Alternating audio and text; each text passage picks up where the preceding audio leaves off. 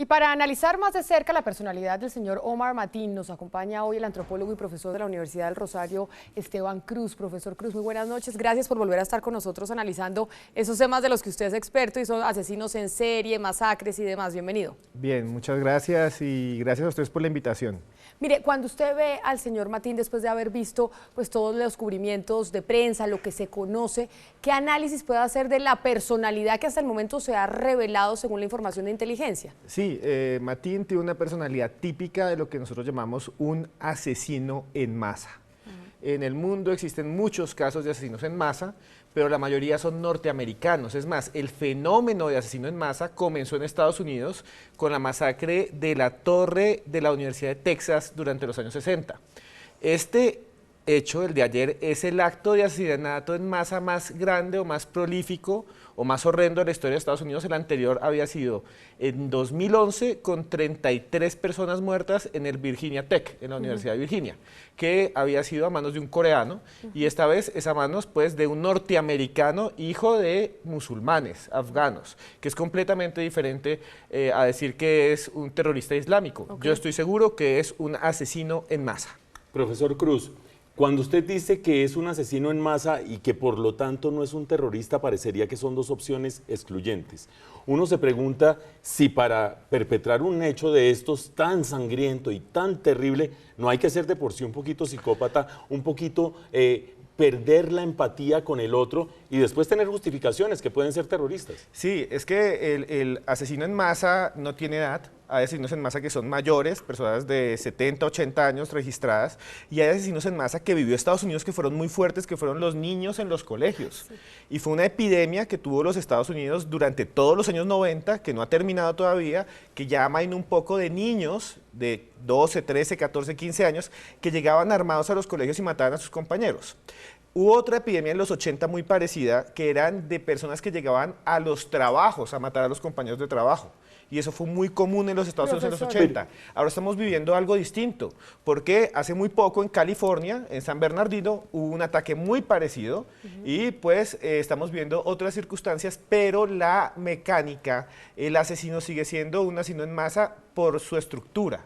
Pero el punto es, ¿un asesino en masa no puede tener una vinculación terrorista? Es muy difícil que este asesino en masa haya tenido vínculos con células del Estado Islámico, como es lo que se está diciendo. El Estado Islámico funciona de otra manera, en equipos de trabajo, con grupos de gente. Este señor ataca individualmente y ataca individualmente a un objetivo que es un bar LGBTI, que no es un objetivo de poder. O sea, el Estado Islámico o Al-Qaeda atacarían un Congreso, una gobernación, pero no una discoteca. Y eso es lo que los diferencia un poco. Pero aquí hay dos características principales, que es xenofóbico y homofóbico. Claro, y eso es lo que lo hace atacar ahí. Si no fuera de alguna manera homofóbico, no atacaría ese lugar, sino atacaría otro lugar cercano al que odia. ¿Y por qué él asume la personalidad de ser un lobo solitario? Los lobos solitarios, como dijo Obama, es también una característica del asesino en masa. En Colombia tuvimos uno.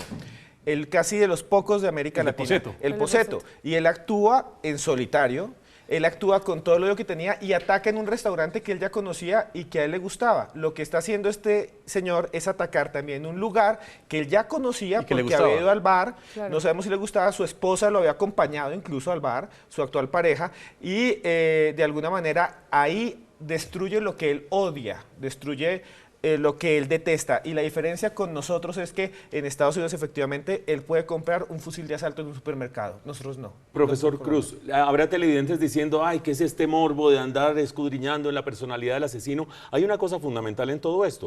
Si es un psicópata verdaderamente, pues no esperaría uno que tuviera un impacto adicional en redes terroristas en Estados Unidos. Si hace parte de una red terrorista, pues la cosa es totalmente distinta. Por eso escudriñamos y por eso le quiero hacer dos preguntas.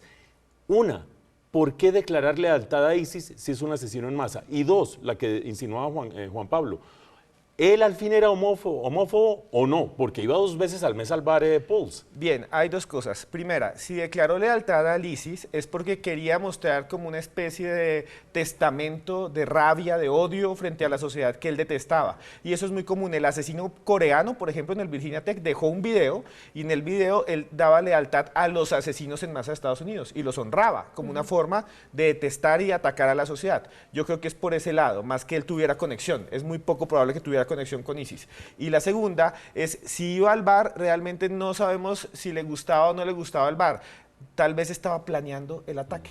Usted acaba de decir que los asesinos en masa odian a la sociedad en donde están, pero asimismo que nacieron este tipo de asesinos en los Estados Unidos.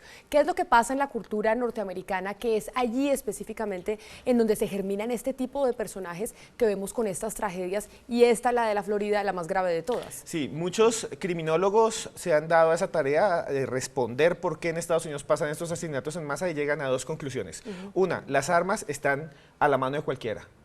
O sea, es decir, sí evitaría la prohibición de la venta de armas este tipo de Claro, ataques. imagínense que en Colombia todos tuviéramos, como en Estados Unidos, según la estadística, hay 2 armas por persona. Y no armas como revólveres o pistolas que tienen nuestros policías, sino armas de asalto, fusiles de asalto como tiene un ejército. Imagínense que en Bogotá o en Medellín o en Cali, cuando la gente se cierra o se pelea en la calle, tuviera un fusil y no un machete o una cruceta. Pues obviamente tendríamos más violencia. Y la segunda es que la sociedad norteamericana es muy exigente con las personas y las aísla por la competencia que existe allí, como está estructurada. Entonces las personas crean pocas redes sociales y no tienen forma de expresar esa ira. Y cuando estallan en masacres y en cosas como lo que pasó en Orlando. Pues profesor Cruz, muchísimas gracias por venir. Siempre que usted viene es muy claro en sus explicaciones, así que feliz noche. No, muchas gracias a ustedes. Feliz noche.